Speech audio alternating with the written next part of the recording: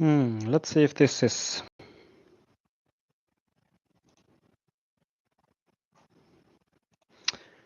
Can you hear me?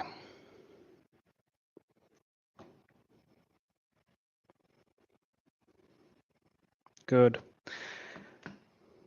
I'm so confused about this whole streaming thing, you know, I feel like a fucking grandpa.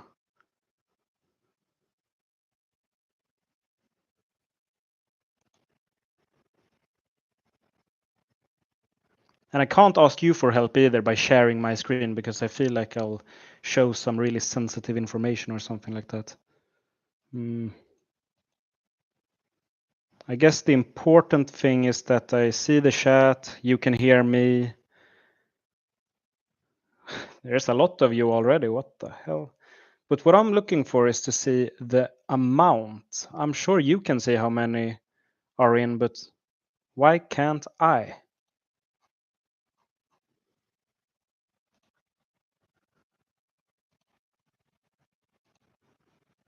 Why can't I? 70. But I should be able to see that somewhere. And I mean, I've done this before, but it looks different now. And I'm sure it's my fault. Oh, there. Oh, yeah, I can see 70. Yeah, good. All right, I think we're ready. One moment. And you can hear me well, not too loud, not too low.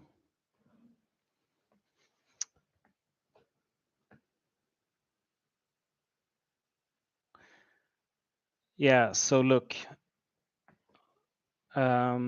Actually, I'll just... No. Okay, so it's very improvised, as usual. I don't have a plan. I just had this idea and I barely even thought about it. But I had some time to kill tonight and I enjoy interacting with you. And I've seen your comments and I feel it too. You know, what's going on in Sudan right now, it's so confusing. It's difficult to even map accurately. There's not a lot of information considering it's probably the world's biggest war right now. And yes, I am counting Ukraine.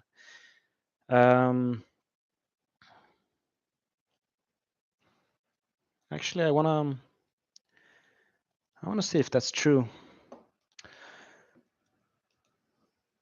Let me ask ChatGPT here. Compare the size of the wars currently ongoing in Ukraine versus Sudan. Which is bigger? Save your questions. I will take them. I guess I should tell you what I'm doing here, what the idea is. You know, yeah, we're all confused about what's going on in Sudan. I feel like the best way I can explain it to you, mind you, I'm not like, it's complicated for me too, and I don't understand every detail like I do in Ukraine. Brag.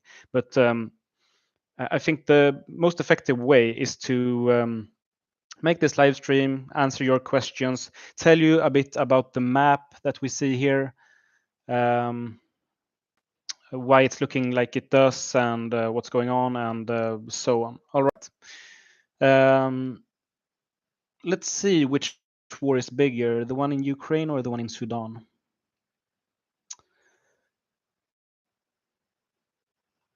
Well, the short answer is both conflicts have caused profound human suffering and displacement. While the war in Ukraine has resulted in higher military casualties, the Sudanese civil war has led to a more extensive humanitarian crisis in terms of displacement and the number of people requiring aid. Therefore, determining which conflict is bigger depends on the specific metrics considered. Well, my personal understanding, having studied both and reporting on both, is that Sudan is actually, yeah, probably bigger, at least in the humanitarian crisis sense. All right. I guess I should start by taking a sip of water so I can talk. And this is the map as of yesterday. You get a little glimpse into the future, what will come. Since the last video, what's happened is that Khartoum is entirely liberated by the Sudanese forces. As you can see here, it went quite quickly after the presidential palace, which is right about here, was taken. The RSF felt like this is a lost cause and they just retreated. And I'll zoom in here. So this city right here, south of Khartoum, is Jebel Aulia. And that was their last link across the White Nile that they controlled. They controlled no other bridges across the Nile, not in Khartoum either. Only the Jebel Aulia Dam. And so when they lost the presidential palace, they made a decision to retreat all of them across here. And now the fighting has, so Jebel Aulia is just south of Khartoum here, like maybe right about here or somewhere like that, outside of this minimap. And since then, there's been an intensified amount of fighting in Omdurman, which is this part of Greater Khartoum, as they call it. Khartoum, this all is basically 3 different cities, and as you can see, it's like divided in 3 by the Nile. So this is the Nile, this is the White Nile, and this is the Blue Nile here, and they how do you say it, converge? Is that the right word? Here at Tuti Island, which is this one here. And so northwest of it is Khartoum Bari, which means Khartoum North. And to the south is Khartoum, which is the actual capital. And to the, did I say northwest? I meant northeast. And then to the west is Omdurman, which is actually bigger than Khartoum when it comes to population. But this is where the fighting is going on right now. Obviously, like the Sudanese forces will be able to pool a lot of reinforcement after having won the battles of Khartoum Bari and Khartoum. And they now control the Jebel Aulia Dam, so they don't have to worry about an attack on Khartoum now. It's pretty much safe. Apart from, if the RSF would be able to launch a counteroffensive and retake these bridges over here, but that's looking very unlikely right now. Yeah, this guy's spamming. I'll have to. Yeah, so if you're spamming, I should probably do something about that, right? I could probably change that in the settings. Give me one moment.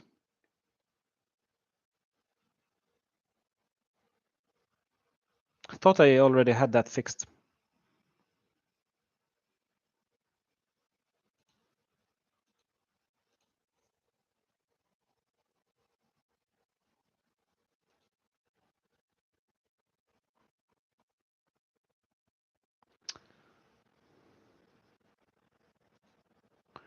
There should be some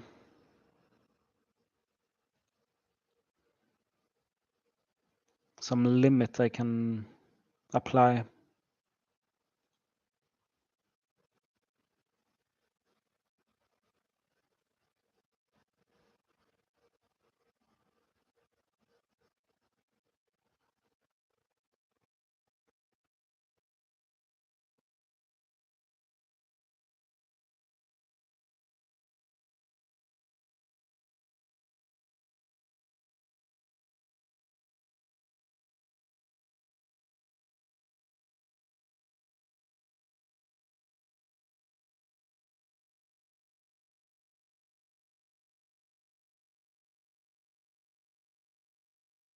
Again, bear with me. This is improvised and I'm not the best at streaming. So, all right. Where was I? Yeah, the Battle of Khartoum. It's now continuing in Omdurman. So what I did, by the way, is, the battle list here you see on the map. It's the oldest, longest ongoing battles are at the top and the newest one are in the bottom. Yes, we'll get to the Juba clashes. But what I did here was just change the name of the Battle of Khartoum, which is now considered over, but I just changed it to the Battle of Omdurman, and I considered that like a continuation of the Battle of Khartoum. So that's why it's not at the bottom, but still at the very top, because there has been fighting in Omdurman ever since the start of the war. So what's going on? Like, yeah, I've expanded to South Sudan, and you're all wondering, why is it red now? You may remember that in the beginning I only had two colors, blue and red. Sudan and the allies and the Janjaweed coalition. This is not perfect, but it's so complicated, and I want to simplify it for your sakes. It's more people will understand more on the whole than if I just go into details, because you could probably make it have like 5 different factions, or probably more now that South Sudan is included. But the reason is that, first of all, RSF is red, no questions there. We know why. They mutinied against the Sudanese forces, and that's how the civil war in Sudan began. Since February, and I'll admit I sort of missed this, but they are officially... No, actually, that happened on the 26th, I believe, the day after the last video came out. The day after that video's last date, which it covered. Get me? The day after that, they officially allied with the SPLM.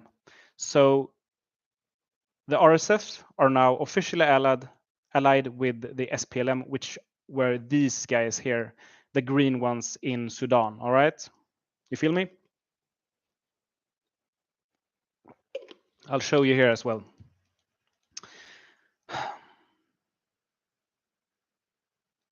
Let's see here.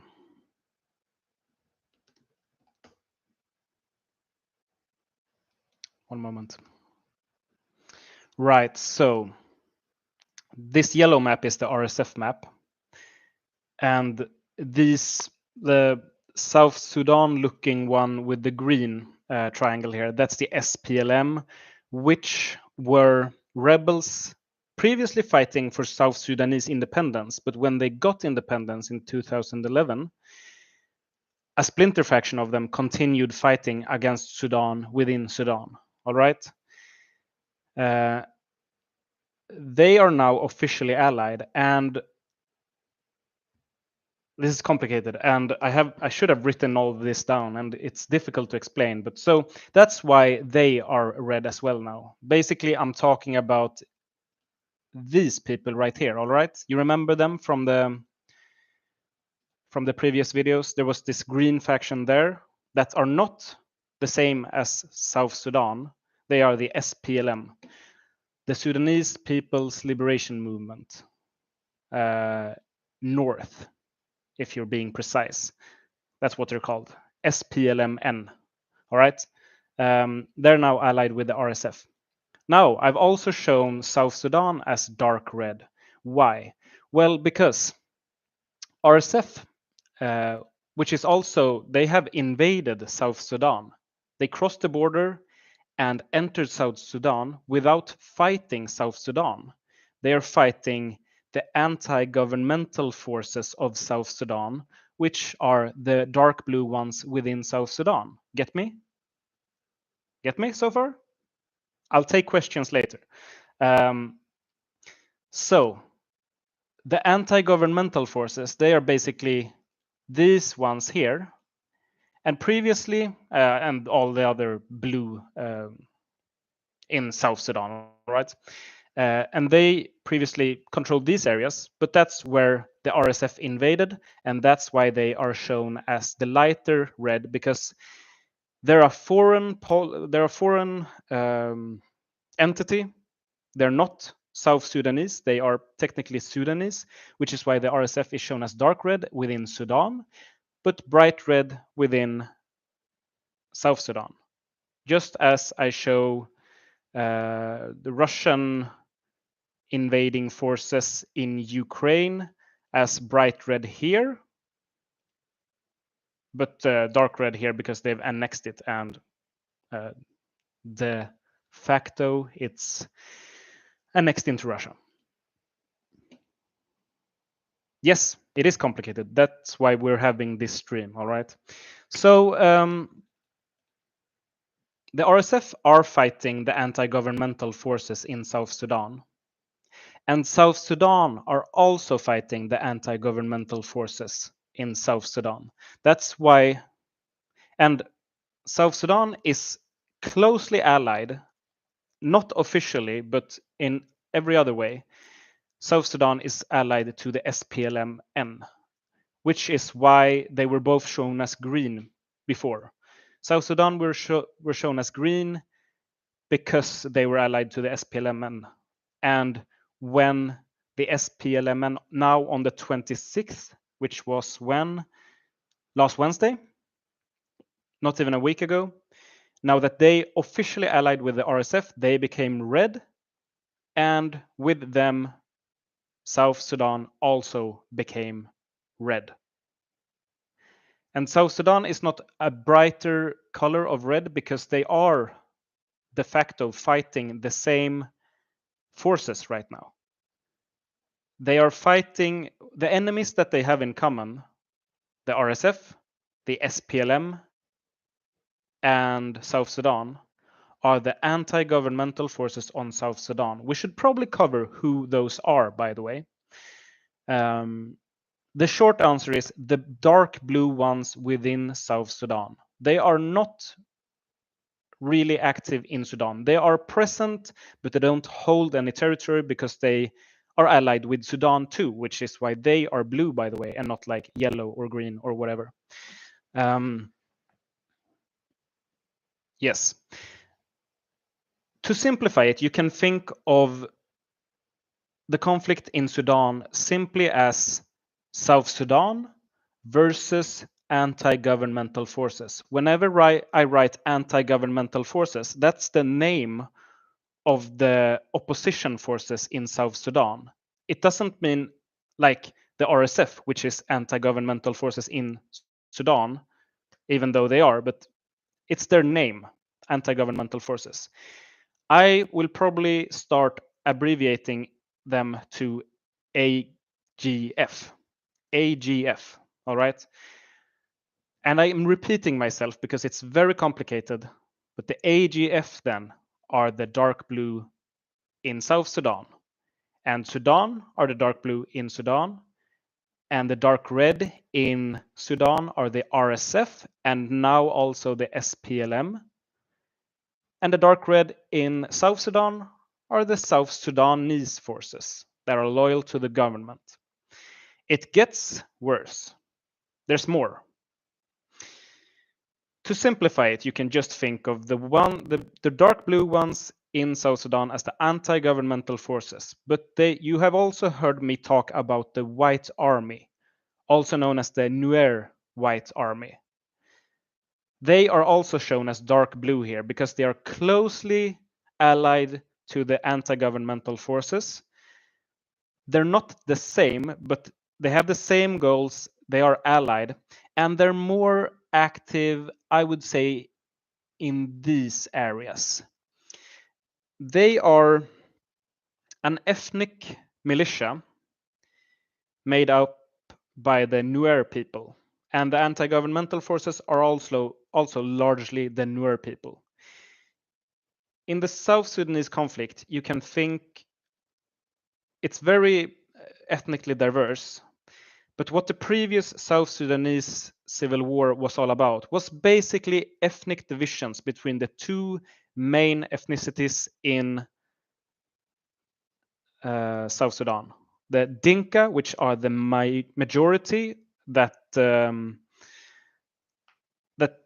rules South Sudan right now, and the Nuer people, which are more popular, they basically live in this area here, the dark blue area, and some other parts. That's an oversimplification, and I might actually show you a map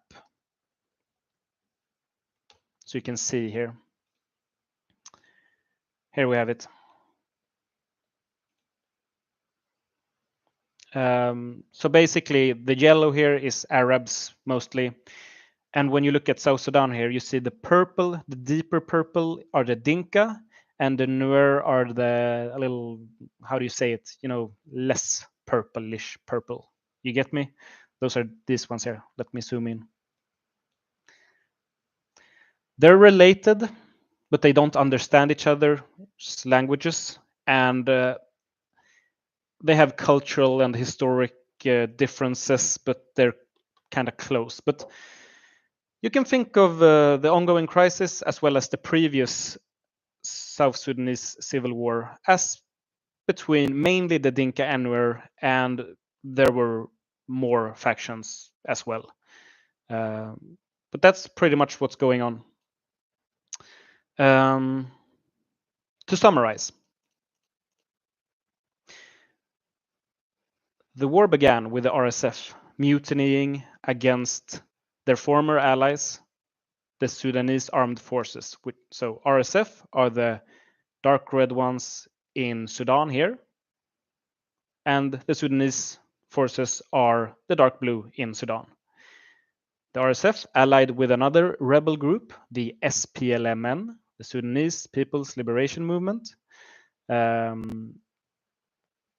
which are basically pro-South Sudanese rebels that continued fighting against Sudan after South Sudan gained independence. That's basically it in Sudan, simplified. And then recently, South Sudan has been dragged into it. I would say directly, some people still say it's disconnected, but at the risk of being directly involved. But basically, yeah, South Sudanese forces are dark red in South Sudan, and the anti-governmental forces, including the White Nuer Army, they're the dark blue ones in South Sudan. I know I've been repeating myself a lot, but I feel like a lot of you probably still have a lot of questions, so I want to make this as clear as possible. I think I've done that now. I will now look in the chat and answer any questions you might have. And there's a lot of you here, over 100 people, so I might miss your questions, but give it a few minutes and ask it again if I missed it. What are the geopolitical reasons for which countries support which factions in the civil war? I can simplify it by saying it like this. The second Sudanese civil war ended with that was pretty much between South Sudan and Sudan. And it ended with South Sudan gaining independence in, what was it, 2011? And South Sudan is a very poor country, and they rely on natural resources and supplies from a certain pipeline in South Sudan. South Sudan had a civil war between ethnic lines, the Nuer and Dinka people, which I just talked about. And the civil war ended with a stalemate. They sort of divided the country, but agreed to still be unified and not fight. And the capital, Juba, was demilitarized. And the Dinka people got to be in charge because they are the majority. And the Dinka elected their president, Kiir. He's the black guy with a hat. He's always got a hat. That's how you recognize him. And his name is Kiir, Kiir. And the vice president of South Sudan became the Nuer leader, Makar.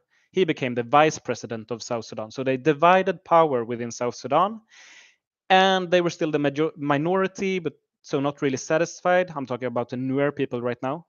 So basically, the South Sudanese majority Dinka people paid off the Nuer people to remain happy and united and at peace. And when the Sudanese civil war broke out, that pipeline I mentioned broke, which was a big blow to the Sudanese income, basically. I'm simplifying. All of this is just a big simplification. So that meant less revenue, less resources, less stability in South Sudan. So you can see how it's closely connected. And what President Kiir of the Dinka people in South Sudan did was, first he cut expenses in his own faction, got rid of unnecessary expenses like warlords and whatever, semi-autonomous autonomous factions and so on. But that only got him so far. So after that, he basically realized he could no longer afford to keep the Nuer people in check and happy anymore. He could no longer pay them off to stay happy. So he started to basically strike first, because he anticipated that the civil war would return. So he started arresting Dinka generals, Nuer generals, Nuer politicians, which that started happening now in February, I believe, quite recently. And more and more people were arrested. And I think this is also on the 26th, which will be the first day of the next episode, which you haven't seen yet because it's not finished yet. But on the 26th now, I'm talking now in March. So what was it? Wednesday? What did we say? Wednesday, yeah. On the 26th, President Kiir arrested Vice President Makar. So the leader of the Dinka people arrested the leader of the Nuer people, which were also the vice president of South Sudan. Not a good move. The anti-governmental forces, for that reason, officially declared the ceasefire agreement that ended the South Sudanese civil war is over. They didn't literally declare war, even though South Sudan actually has sort of done that. But what the Nuer people did was that they declared the ceasefire agreement, which ended the civil war, null and void, no longer active. Interestingly enough, the same day, two other major things happened. First of all, we saw the first real frontline changes, I would say, in my estimation, of South Sudan. So I would say the war is basically on. I mean, there has been fighting already, but now it's actual frontline movements as well. And there's fighting on the outskirts of the South Sudanese capital of Juba, which were previously demilitarized, but now you can see some minor anti-governmental forces here on the edge of southern Juba and also north of Juba here. And that's also where the arrested Nuer anti-governmental forces leader is currently under house arrest. I know I missed a lot of questions there, but it was a good question, so it's worth developing on. I bet you want to see the frontline changes that I mentioned. Let me show them to you. Those happened on the 26th. This is the 26th. And the first frontline changes in South Sudan that I mapped was here. The anti-governmental forces captured a village named Tonga, yes, like the country. And they also retreated from this area here, south of Malakal, I think the city is named. So yeah, frontline changes. Seriously. Apart from, what's going on here in Juba as well, and, we'll probably see more. But so I would say it's basically civil war already. Now, let me read the next question, and I'll pick a random one here. I'll just read from the top, I suppose. Is anything going to happen to the neutral condominium between Sudan and South Sudan? It doesn't look like it right now. For those of you wondering, this is, how do you even pronounce it? Abuye? I have no idea. Abuye? Let me call it Abuye. It's currently de jure, like legally, it's part of both countries because they can't really decide. And de facto, it's controlled by the United Nations. And it's ethnically Dinka. So I suppose, usually I tend to think that the ethnicity that is the majority in the region should probably belong to that country. So it's ethnically Dinka, so it probably should, for stability's sake, belong to South Sudan. But obviously not right now. Maybe if South Sudan gets their act together and can become prosperous, they should join South Sudan. But they're ethnically Dinka, and those leaders, the indigenous leaders there, they recently reaffirmed their neutrality in both conflicts. So they just want to stay in the middle and not involved. Why is Uganda dark red? Good question. They have aided in airstrikes, South Sudanese airstrike on the Nuer White Army on the town of Nasir, which is a small town on the Ethiopian border right here. So they have aided, as I understand it, directly involved in the war. So that's why. They are also stationed in the South Sudanese capital. So I consider them being directly involved now. That's also a thing that I missed. I added that in hindsight. So it's not an event that you'll read about because it happened in February. And I added this just now ahead of the next episode that you'll see. So it's good that I got to mention that. How do you think the war will progress in the next year or so? I think the RSF is clearly on the back foot. I expect the Sudanese forces to probably push the RSF, let's say, probably like here, something like that, because they're still strong, well, unstable, but strong in the Darfur region, which is all of this, well, not all of that, Jesus, but all of this pretty much, the Darfur region.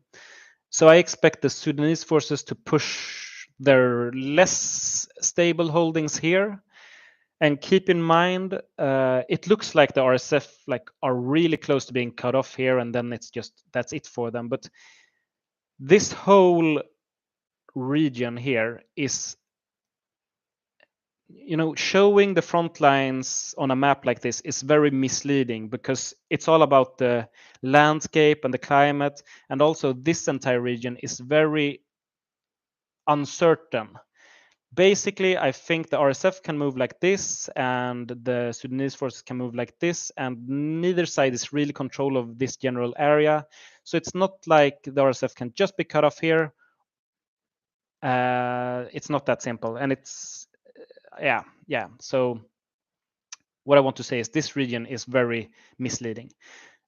Regarding South Sudan, I expect more violence before it becomes less violence right now. All the signs point in that direction. I don't see any way that after what's happened that President Kiir can make Vice President Makar happy all of a sudden, especially not after the house arrest and not after the violence and not after losing the revenue, which is still missing.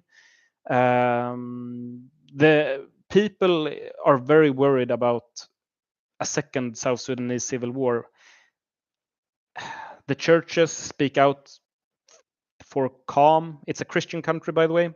Sudan is Islamic or Muslim, whatever. But South Sudan is mostly Christian.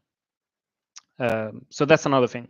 And also they speak English here and Arab in Sudan, I mean. So there's a big difference between South Sudan and Sudan. It's not the same country anymore, and it got divided for a very good reason. Why is the main objective of the alliance between... Do you mean maybe what is the main objective of the alliance between Uganda and South Sudan? I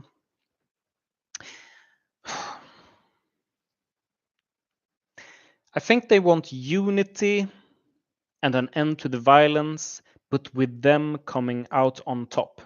And the Nuer people are a bit marginalized. You could argue that they started the fighting. I would say they did start the fighting, but it wasn't unprovoked because President Kiir started arresting prominent Nuer leaders. And they did it because they could no longer pay them off. So was it justified? I won't take sides, but yeah. Why did the RSF attack South Sudanese rebels? Good question.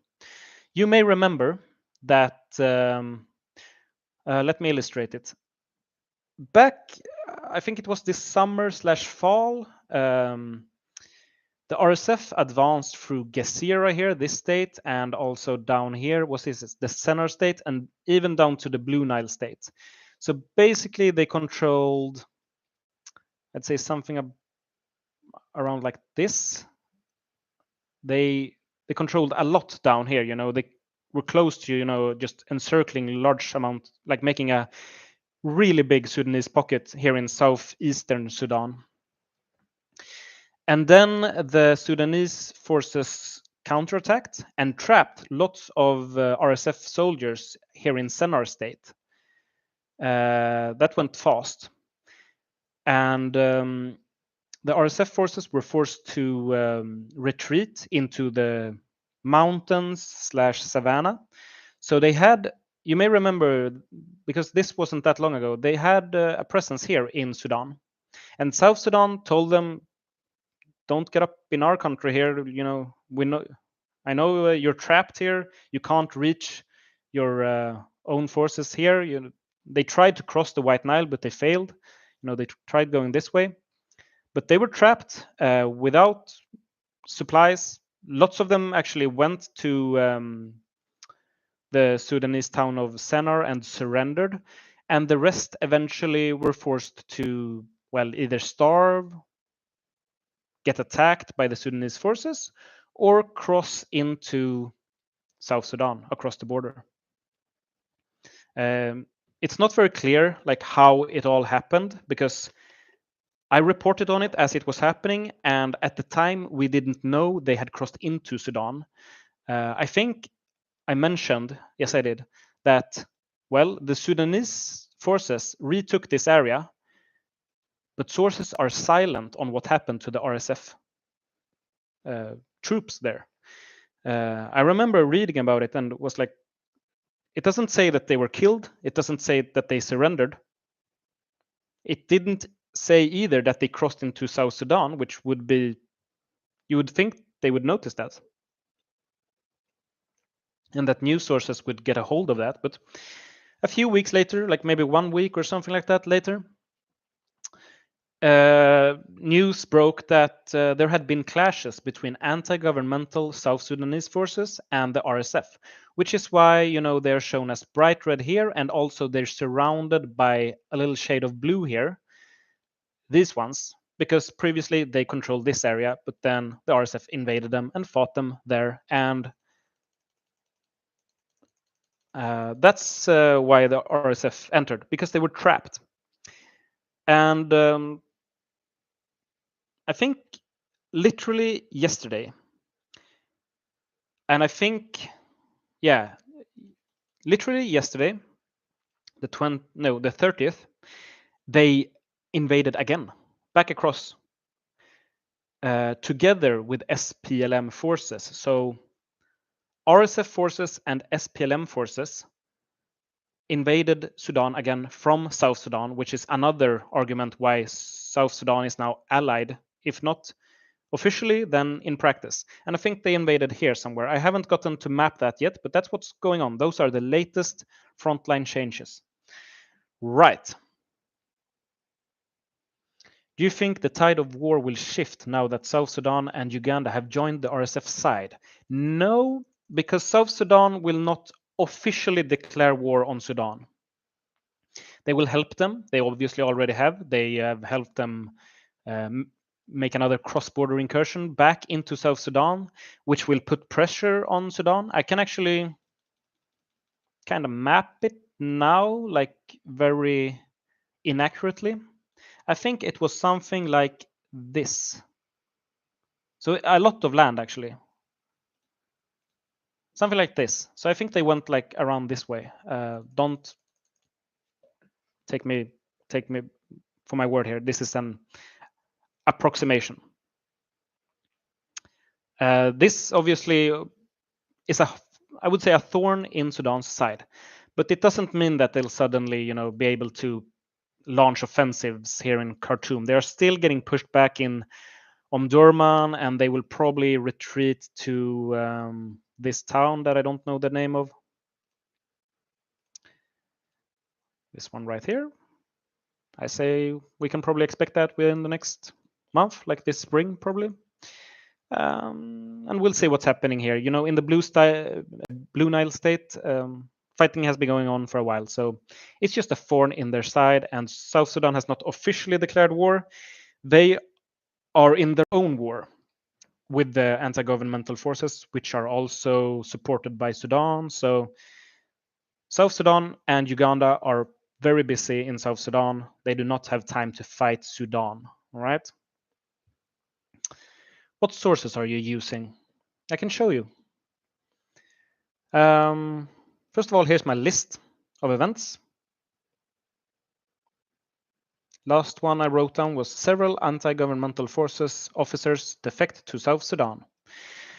I use Wikipedia as a basis, just a start. You know, lots of good, just good articles to get a good overview of the situation. I follow several Twitter accounts. Some Sudanese people. These Vista maps are good. I have some live updated maps. The Sudan War Monitor is a good blogger, I suppose. And I won't go into details here because there's graphic videos on this site. The Sudan Tribune is a good French-based Sudanese newspaper, mainly covering Sudan, but also South Sudan. And Radio Tamazuj is mainly South Sudanese, but also African in general. Live UA map, of course, pretty basic stuff. Those are the main ones, but it's always shifting. Let's see.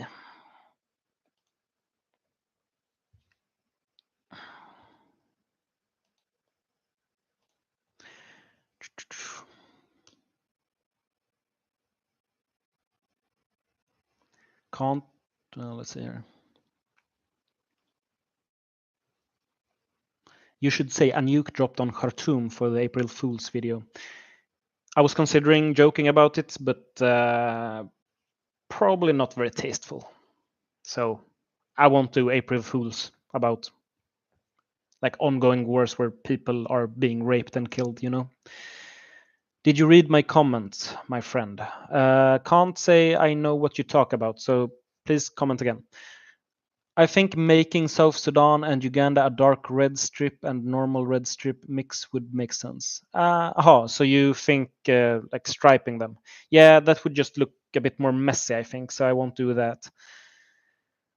Why do you show all of Libya as red when only Haftar supports RSF? That's just a simplification, and also it's mainly hidden by the. I mean, I could probably, I could probably make that change. Doesn't take too much, but it's also like a very minor detail. Why does Iran support the Sudanese armed forces? I think it has something to do with like the strategic Port Sudan. They want access there, and also they're against the United Arab Emirates. But honestly, I'm not very well versed in why which side supports which.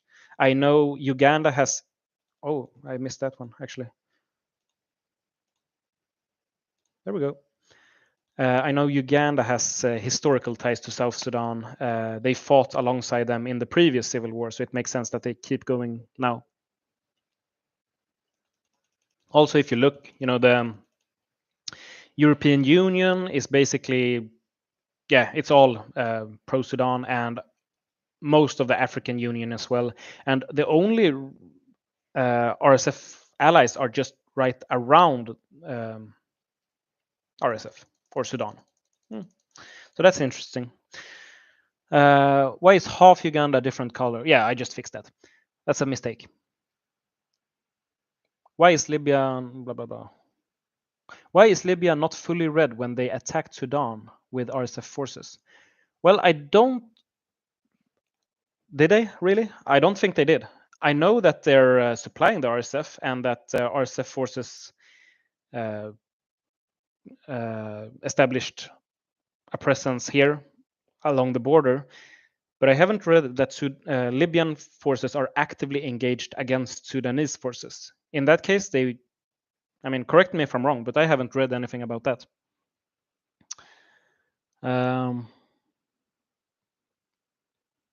Yeah, British support for the RSF. I don't think you should read into that too much. It's more like they're very anti-Sudan and not explicitly pro-RSF. I might want to change that, and I honestly don't remember why I colored it that way. I can tell you for sure, however, that I don't color anything for fun. Like I must have read something that made me determine that that's the reasonable color for them. Political support, is what it is. But I might want to look that up again.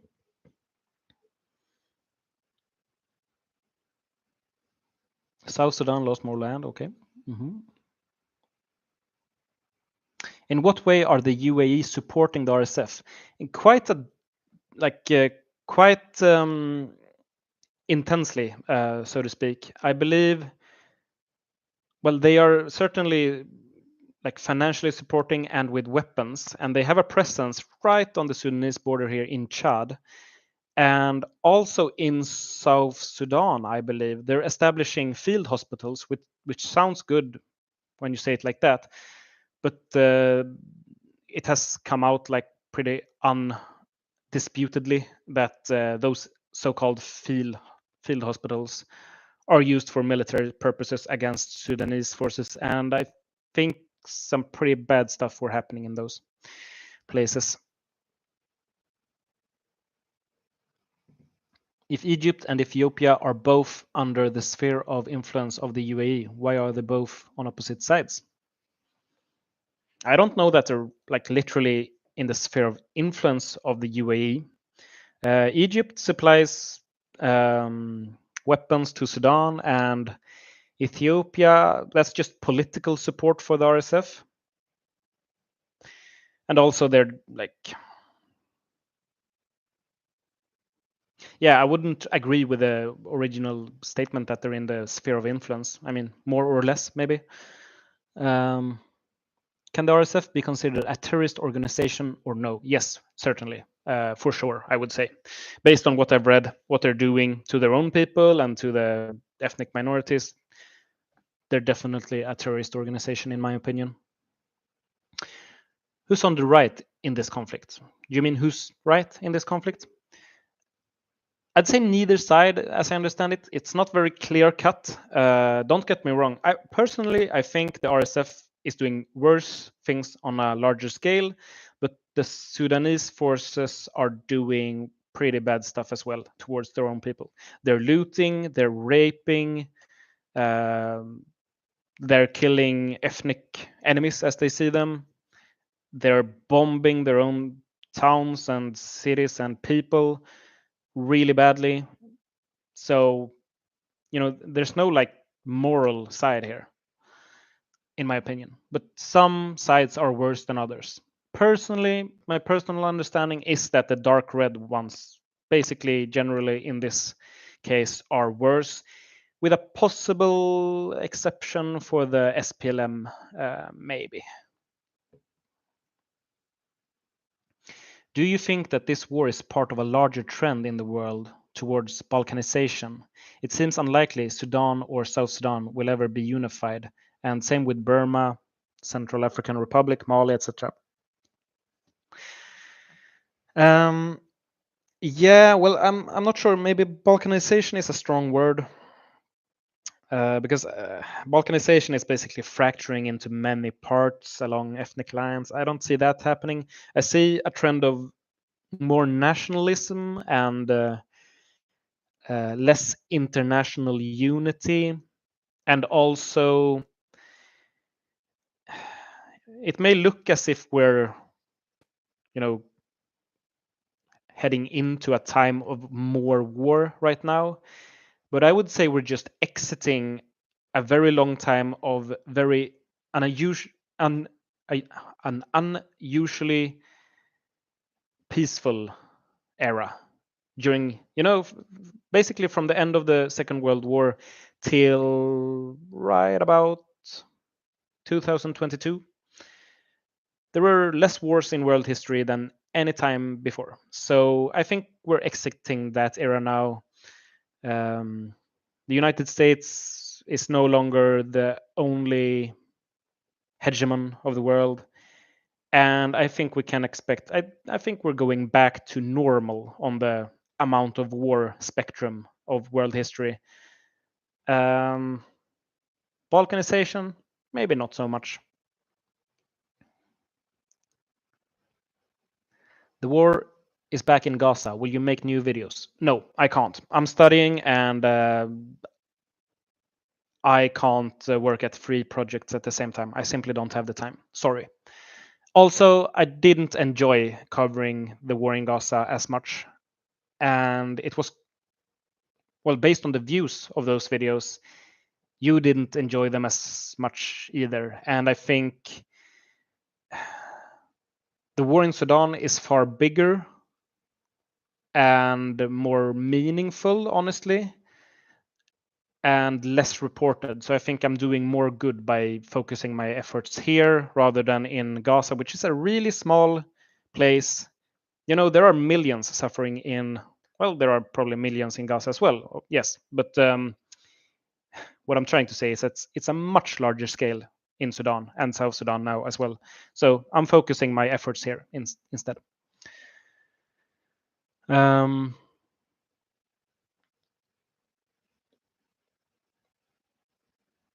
Can you make a video of conflicts in Africa? No, I don't really have the time. Sorry.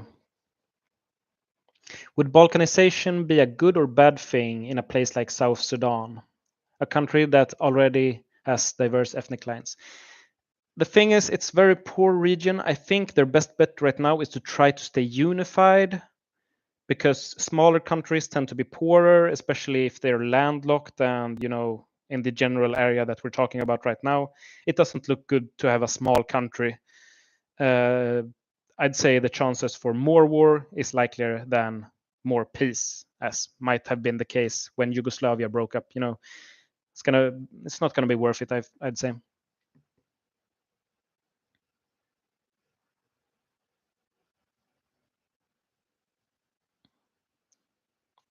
What's that yellow pocket near the border of Sudan/South Sudan? That's controlled by the UN because Sudan and South Sudan can't agree on which one should have it. Will you work on the Congo war? No, I will not.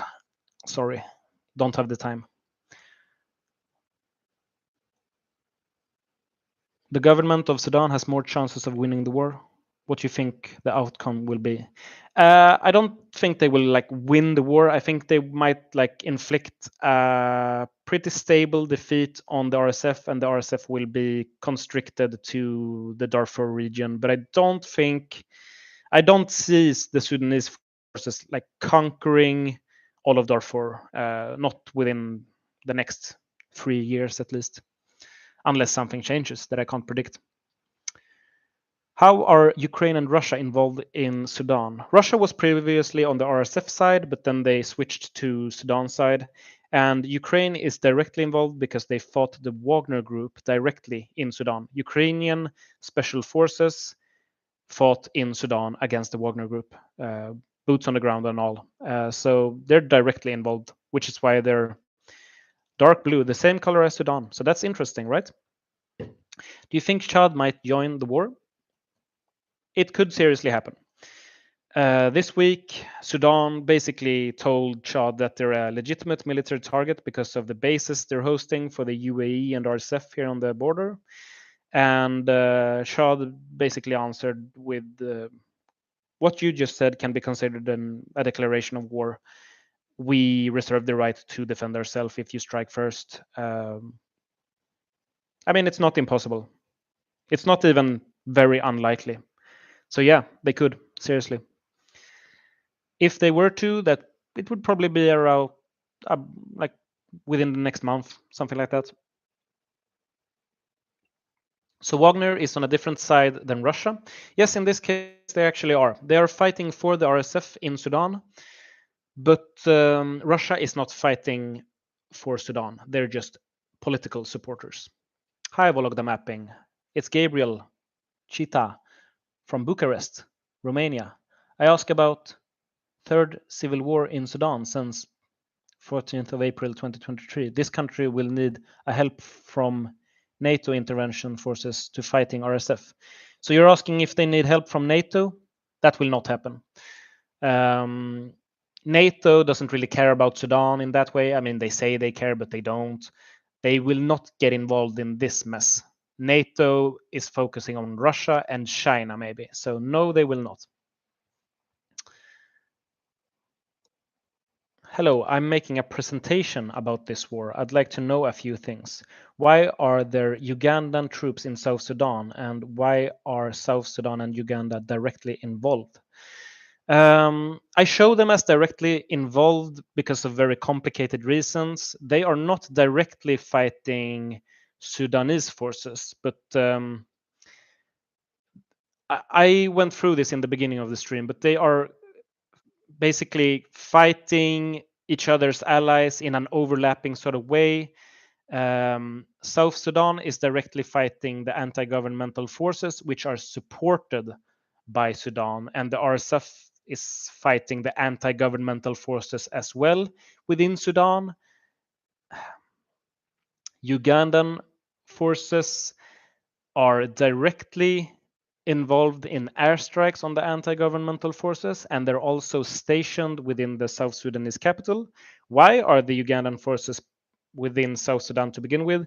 It has to do with them supporting South Sudan in the previous South Sudanese civil war, which took place from 2013 to 2020. And I would say I'm not prepared to explain it in detail, so I would say a good place to start is just read about the South Sudanese civil war in Wikipedia, and then you'll see the footnotes there with the references and all that. Will the Sudanese government return to Khartoum after it's fully liberated? I understand. Yeah, I believe they will. It's a good symbolic victory for them to move back to Khartoum, because for those of you who don't know, I'm now noticing that Port Sudan is not shown here as a city. They should be, but that's their capital right now. It's right on the coast here. They moved there when the civil war began, but now I think they will move back to Khartoum as a de facto capital for appearances.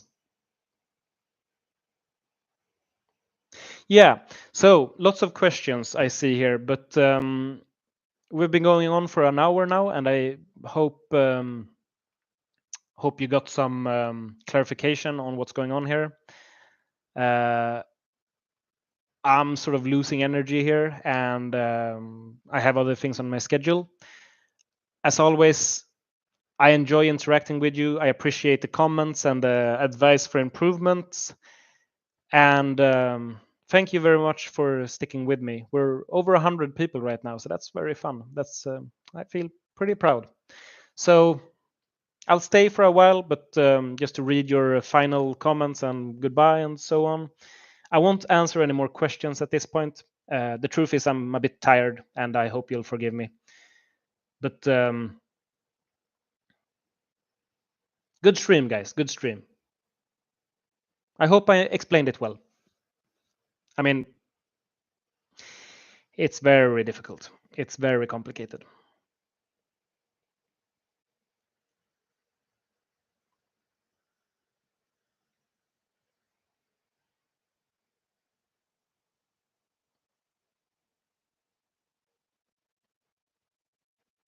All right. That's it. Have a good one.